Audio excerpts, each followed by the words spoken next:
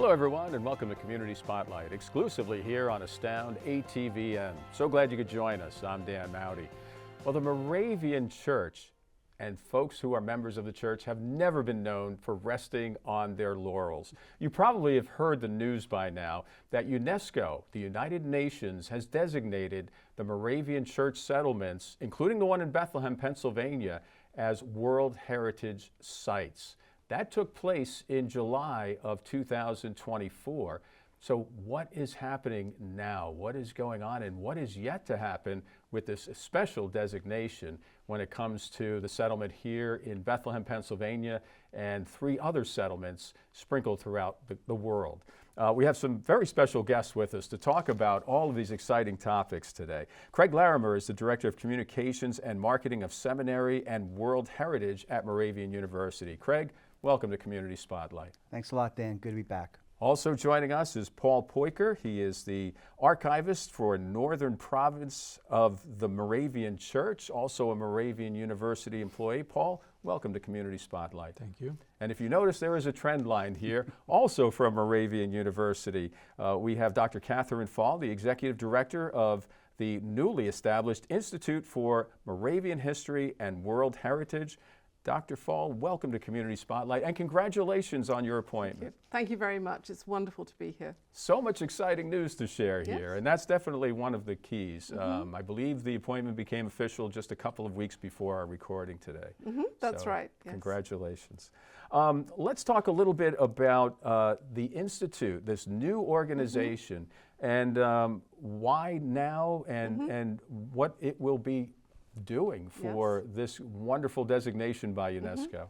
Well, it's a fabulous opportunity, first of all, and given the World Heritage designation, what we're trying to do is to bring together some of the strands that had already been present in Moravian studies here in Bethlehem and throughout the world into an academic center. So that's how we really are envisaging this World Heritage Center and the direction we want to go, that we're going to work both with the World Heritage Site, with UNESCO and its parameters for how to run the site, but also we want to bring in scholars from around the world and from our partner sites to work with us on developing exciting programs, both for scholarly audiences, for the public, and also to develop some very, very unique educational programs at Moravian University. Interesting. So one of the things we'd love to do is to leverage the fact that the university is an Apple Distinguished School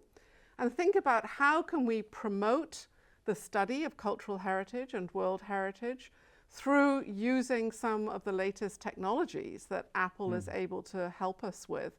And that could be something as exciting as Apple Vision Pro, right, down at the Brethren's house, looking at how was it built, what were the structures, right, that they used to build what was at that time the largest man-made structure in America, in North America. Wow, I did not know that. 1748, it was the largest structure and was admired by many, not just by Europeans and by Americans, but also by Native Americans when they came to visit Bethlehem in 1748, saw this enormous, beautiful structure, understood its purpose and said, I'd like to live there. And that was actually Chief Shikellamy, who was chief, an Oneida chief up in the Susquehanna Valley. Oh my goodness. Wow. So there's that kind of angle. Yeah.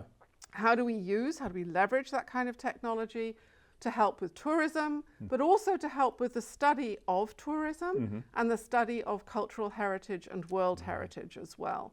So that's one of the pieces of the puzzle, if you like, for the World Heritage Institute. We're also really interested in partnering with the archives. We've worked together for many years. Paul has done a lot of work organizing conferences on Moravian studies in the past. Excellent. And so now we'd like to work closely together to see how can we expand the reach of Moravian studies, not to include only scholars who might know about the Moravians already, but other people who are interested in tourism, world heritage, and again, thinking about the exciting technological developments that we've had. Excellent. Yeah. And Paul, as our local scholar, when it comes to Moravian culture and heritage, what is the interest, even outside the country, when it comes to what the Moravians have here and, you know, continues to stand tall and mighty, really, when you take a look at the architecture. Yes. Well, the Moravians have always been good in preserving their history. They wrote down a lot of things that happened in their communities, and not only did they write them down, they preserved these documents. And the Moravian Archives has been around for a long time. And in the last couple of years, we have really increased our programming, conferences, lectures, workshops, courses, and we're excited to take this to another level in cooperation with the Moravian Institute. Absolutely. Craig, I understand that Bethlehem is just really reaping the rewards of a lot of recognition all at once. I understand that Bethlehem's Main Street was recently voted #1 in the country. Yeah, it's an exciting honor, and I think it just furthers and heightens our exposure. I think since our inscription, which as you mentioned was a year ago, been a number of events, a bunch of recognitions, a bunch of people who are coming to me and wanting to know more about it, what it means for the city, what it means for the church, what it means for the university, and what it could mean for tourism. So it's just yet another example of the interest. Absolutely. And being boots on the ground early in the process, you know how important it has been for partnerships within the Bethlehem community to make this UNESCO signing happen. Yeah, absolutely. And I mean, it's a team effort. I mean, it's 5 organizations, the City of Bethlehem, Bethlehem Area Moravians, Central Moravian Church, the university, and Historic Bethlehem Museums and Sites. So a lot of people working together behind the scenes and front-facing in the public to make this all happen. So a lot of people working in unison. It's forcing us to get organized too. Absolutely. When we come back, we'll take a look at the mission of this newly founded organization that will kind of have the oversight to see how this UNESCO site will develop now that it is official. Stay with us on Community Spotlight.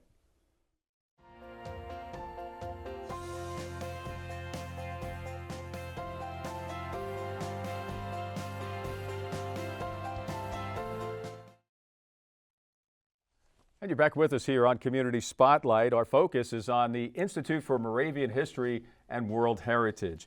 And the Institute has been designed, it's new, it's been designed to serve as a beacon of educational innovation and preservation of architectural excellence, dedicated to preserving and promoting the unique heritage of the Moravian church settlements, including the one right here in Bethlehem, Pennsylvania.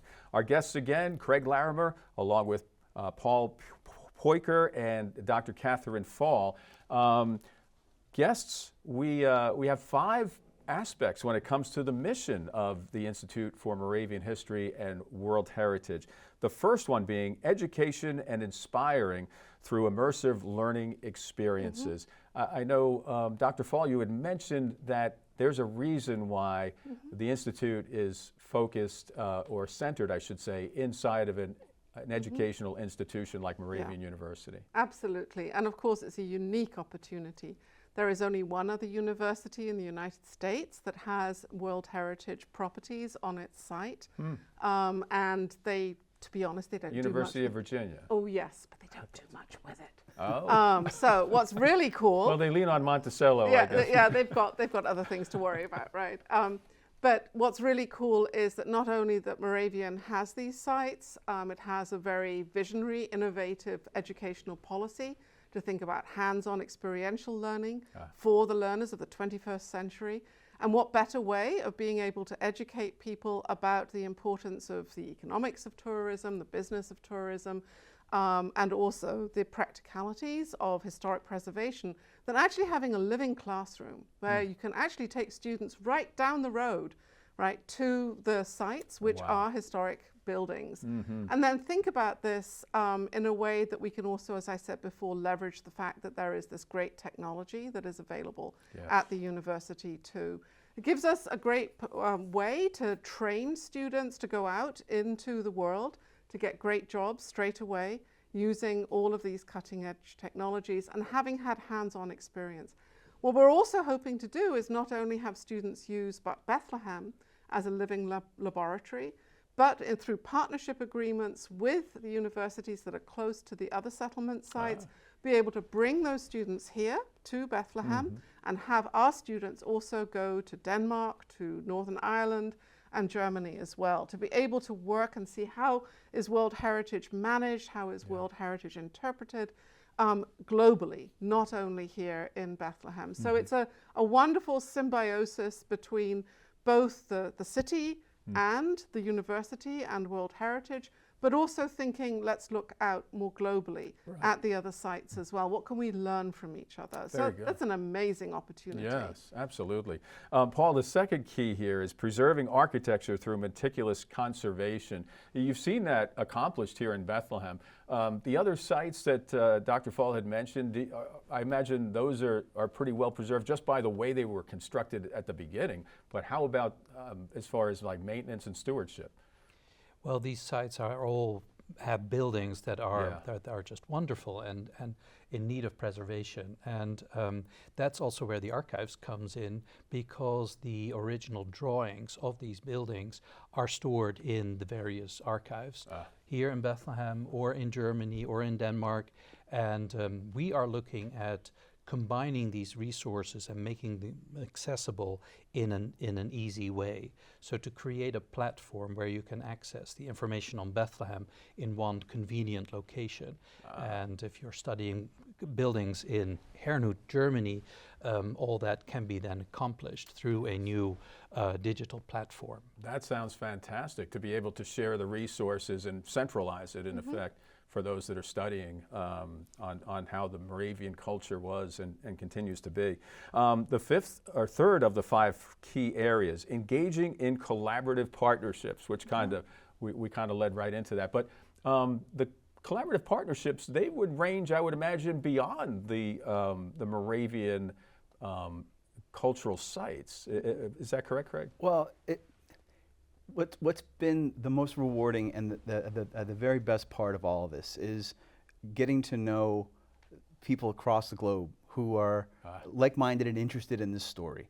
Our brothers and sisters in Denmark and Germany and Northern Ireland.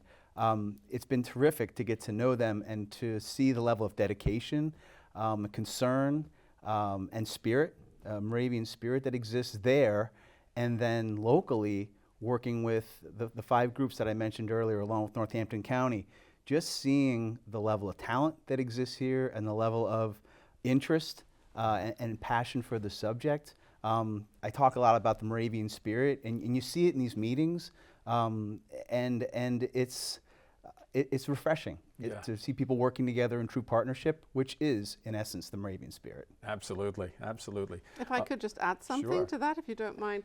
So I think that one of the things that's really important is actually, as you were saying, not just developing partnerships with partners that already exist, but developing new partnerships. And one of the things that the Institute would very much like to do is to bring in people who maybe don't know a lot about the Moravians, who might be scholars or heritage tourists, right, from other World Heritage sites. You're bringing in a whole new bunch of people, right, who might have gone to visit the pyramids at Giza or might have visited the Great Wall of China, and we're on the same, on the same list as those. Yes. And so what is it that we're offering those people who are coming and know nothing about the Moravian way, as you were talking about Moravian heritage? And I think that's really exciting too, is to think about a new, whole new audience, right? Absolutely. And I also think that it's not just the Moravian collaboration that is here, but I think it's also what UNESCO wants us to do, to work together internationally. And that's the unique thing about our site, is that it's not just in one country, but it's in 4 different countries, and we already see a lot of cooperation between the various sites. Absolutely. The 5th, or I should say the 4th key of the 5, innovating by integrating modern technologies, methodologies with rich traditions. You mentioned bringing Apple into the core, all right, I said it, to be a part of how things develop, and you're able to utilize the technology to your best advantage in getting the word out and maybe virtual reality learning. Yeah, and it's also not only in terms of getting word out, it's also in terms of how do we protect the site. If we can offer, for example, if you're going in to visit the Brethren's house here in Bethlehem, you don't know what the Brethren's house looks like in Christiansfeld or in Herrnhut, right, or in Grace Hill.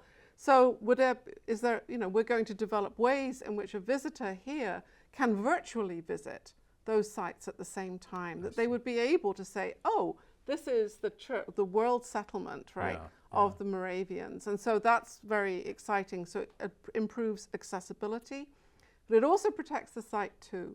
So if you've got elements of the site that are not rebuilt or restored, is there a way in which we can use technology to digitally restore them? Right? Wow. So if you go down to the industrial quarter, you can see there's still ruined buildings down there. Is there a way in which we can digitally restore using the records from the Moravian archives, the architectural records, so that people can see virtually what this looked like when it was constructed? And then again at each of the 4 sites, which is why the digital repository of shared documents is going to be so important for that. Yeah, I mean, a CAD drawing of how it was. Absolutely, would be amazing. Boosting cultural tourism is the last one. Craig and I had talked about on a prior show about having like the tradition of going to different baseball parks in the major leagues. Let's do that with UNESCO sites. You know, it would take a long time, but who says it's not doable? We'll talk more about that when we come back. We'll take a quick break and plenty more to talk about the Moravian church settlement here in Bethlehem and beyond. Stay with us on Community Spotlight.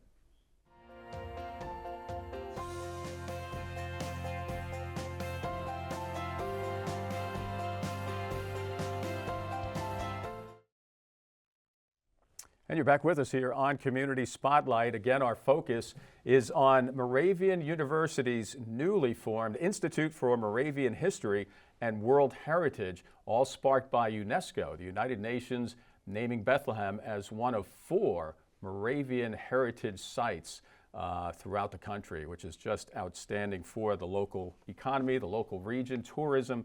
The list goes on and on.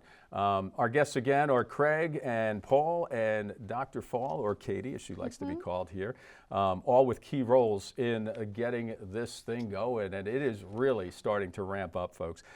We're talking a little bit about the programs, the tours, and the exhibitions that will result from this wonderful designation by UNESCO. Lots of big plans are in the works. Yes, that's right. I mean, and then the whole team isn't quite in place yet either. So hold your horses. We still have to hire a site manager for the actual World Heritage site. My role will be to coordinate with that person on exhibits and tours. What I am doing with the Institute, which is right now in its soft launch phase, hard launch is going to be fall of 2026, and we're going to hold our first large international conference here in Bethlehem with scholars from all around the world talking about World Heritage and the Moravian studies and also preservation as well. And school will be in session. What a great time slot that is. Yes, that's right. It's great. And we're looking to leverage the new buildings down on the campus as well. So that should be good. So we're going to start with the conference. I'm also working hard to think about how do we develop digital platforms for self-guided tours and virtual tours as well. And we're also going to be holding a global symposium, which will be for global scholars outside of the US on Moravian studies. We're hoping that that will be in South Africa in the spring of 2026. And then Paul and I have been working hard on creating a series of community conversations about the revolutionary celebration of American independence, which is coming up at 250th next year. Absolutely. So what we've been doing is working with leaders in Bethlehem to create conversations around what does it mean to be both a World Heritage Site, to also bring in the ideals of the American Revolution, and also the kinds of tensions that were present in 1776 and 1778 when the Continental Army was here in Bethlehem with a group that was pacifist, right? You know what? You scored a direct hit with me because Associated Press came out with a bulletin that I late night clicked on and ended up reading to the end before falling asleep that night on how the two worlds collided. The Moravians who were here, peaceful nation as they were, and all of a sudden they're faced with colonial casualties. George Washington, the Marquis de Lafayette, who was one of the casualties, all coming in. And Moravians, because they're kind-hearted people, having no other option really but to treat them in Brethren House of all places. That's right. And by doing that, they kind of lost control over their own town because all of a sudden other people were in charge. And so for these community conversations that we're thinking of, we thought it's interesting to engage people in how did people record their history. And these events that took place in 1776 and 1777 here in Bethlehem are recorded in different ways. So we are planning an event on reading the text, the reports that were written, and that they were written from different perspectives. The women wrote very different things than the man. And we're going to talk about why is that, and why do people remember history in different ways. Isn't that funny? Yes, absolutely true. Revisionist history, I guess it's historic in its own way in some aspects. Craig, I understand that the event that Katie had mentioned is a big deal here for the local Lehigh Valley and beyond. A lot of planning involved. On Saturday, September 6th, we're planning a community celebration. It'll be a block party from Pedro Plaza, City Hall, down to Church Street, and it's going to incorporate the 10 acres within the designation and the church green. So there's going to be food and music and family activities. There's going to be a special church service. There's going to be a Moravian sugar cake baking contest, a lot of things, and a special recognition and unveiling of our UNESCO World Heritage plaque. So those are things to look for. We're looking for volunteers. We're looking for help. But, save that date. It's going to be a special day in Bethlehem. Oh, and what a great time that is. I mean, September 6th on a Saturday, can't beat it. Quick clarification, when I said casualty regarding Lafayette, the Marquis, as in injured severely, he survived. Folks, thank you so much for being here, though. We're talking about Craig Larimer, the Director of Communications and Marketing of Seminary and World Heritage for Moravian University. Paul Peucker, he is an archivist, Northern Province of Moravian Church, also employed by Moravian College and considered an expert on the Moravian culture. And welcome to the Lehigh Valley, Dr. Katherine Faull, who is now the founding Executive Director of Institute for Moravian History and World Heritage. We appreciate Bucknell bringing you or being allowing you to come to Moravian University. Thank you. Thank you so much. And thank you one and all. Thank you folks at home for watching. We hope you found this educational, and we hope that you'll attend the gathering the first Saturday in September. I'm Dan Mowdy. Thanks for joining us on Community Spotlight, everyone. Good night.